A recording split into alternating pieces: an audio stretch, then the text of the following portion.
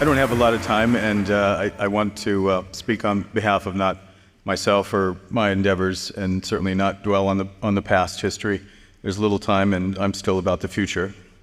I'd like to, when I use the word we, refer to my wife, who inspired, and partner, who inspired so much of what we do today in Oregon, and also to my colleagues in Oregon, people like Josh and Carolyn Bergstrom, the great contributions of Domaine Duran, and many others who are real serious people and men and women who are making great wine in Oregon.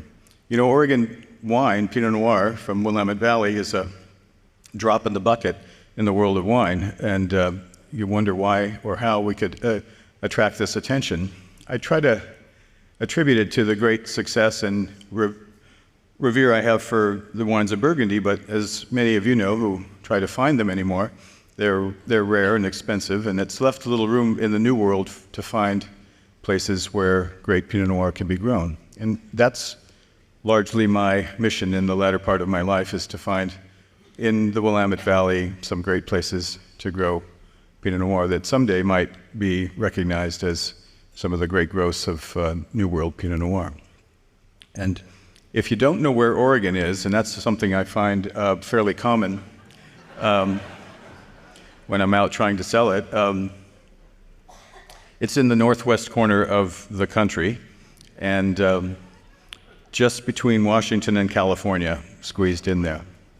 The Willamette Valley is a little bit of a misnomer as to where the wines come from, because while they are within the Willamette Valley, the actual concentration of the vineyards that make the interesting and consistent Pinot Noirs of the Willamette Valley are a cluster of hillsides that pop up out of the valley, and they're all nestled in the northwest corner of the Willamette Valley. The Willamette Valley stretches 150 miles from the Columbia River down to Eugene, where there's some grape growing all throughout, but by far the concentration is in a set of hills that are there. And maybe some of you know the sub-appellations. That would be a good quiz for you all, but I think we don't have time for that. One of those hillsides is what we call Savannah Ridge. It's the home of our ranch, Mineral Springs Ranch.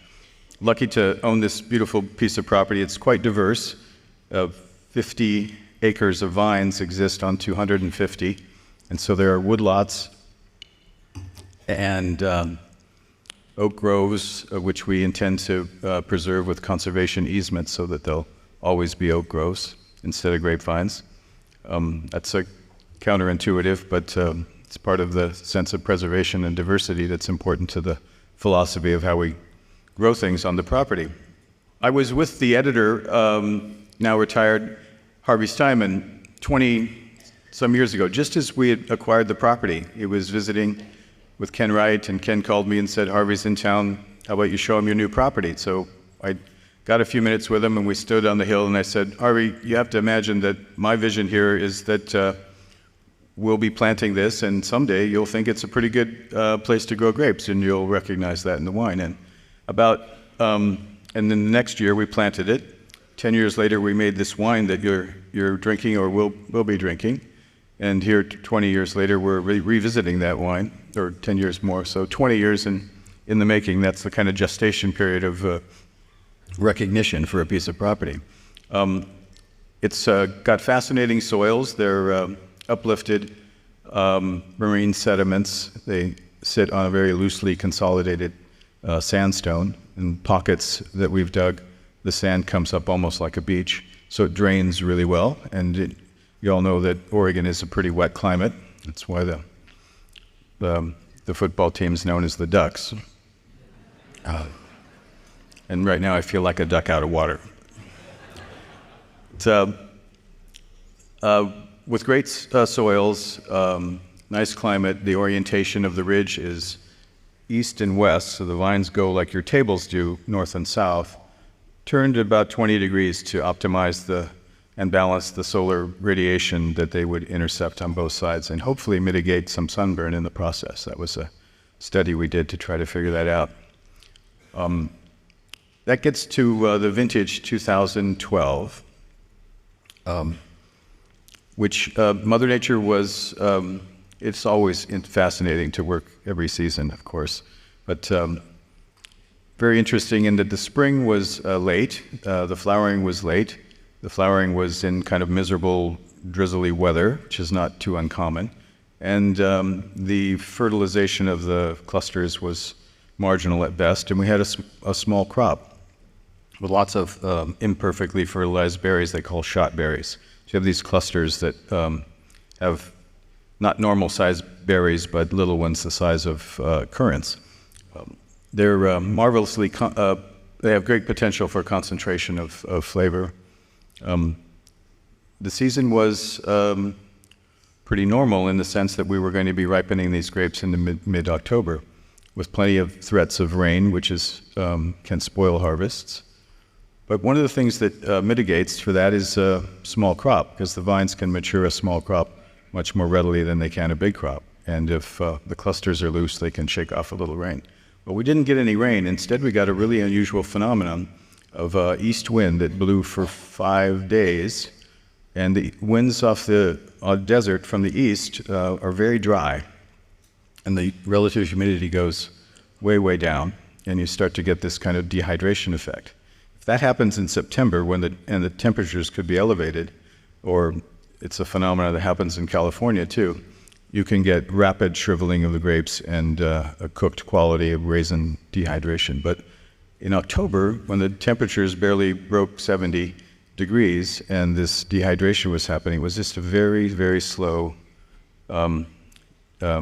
dehydration. That's a little overstated. It was just making the grapes soft to the touch. Like they turned from firm to like touching velvet. And that's sort of a magic moment, if you can ever get that with grapes, to find them just that tender. They give up their extracts readily, and the wine usually turns out fabulously. And we think it did. We think the wine has been pretty beautiful.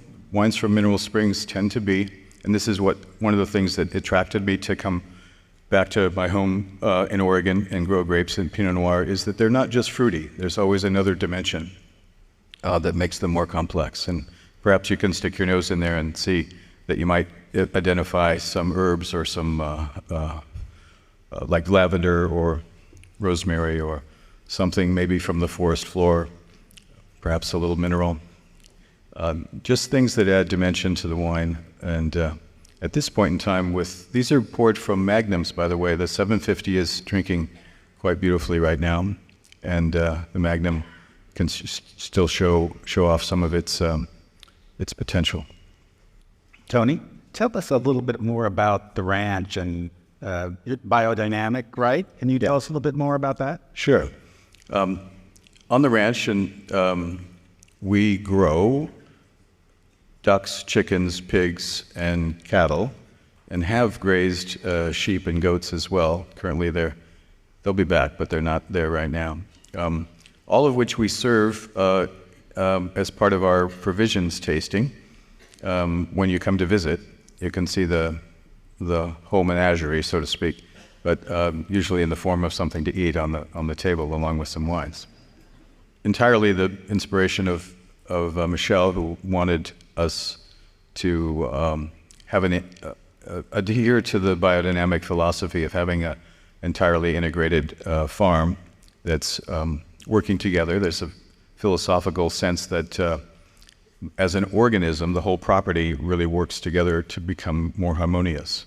When you think about it, a couple of examples would be that if you have flowering plants adjacent to your grapevines, insects might more naturally be happy to be there in their own habitat than in your grapevines, and there's sort of a détente, so to speak, so in terms of insect control. You don't have to spray them, you just have to give them a little space, that's not asking too much, is it?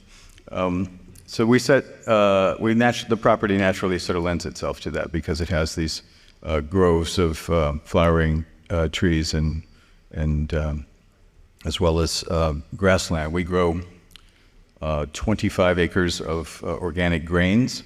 We do that in a joint venture with a local organic dairy, and the grains feed their animals as well as ours, and the property gets a contribution of hundreds of tons of compost back to the property from the dairy. So that's also an important way to revitalize the soil and always try to give back in a regenerative manner to sort of maintain the soil. Biodynamics is really interesting. Some people think it's hocus pocus and a little weird, but I think of it as many of the tenets are becoming to be understood in a scientific sense. And effectively, I think Steiner was really, if not prophetic, at least intuited before we could really prove things, that there were things at work that we don't understand. And that's one of the things I like about biodynamics, is that little bit of mystery is a fair recognition that we still don't understand all the things that are going on.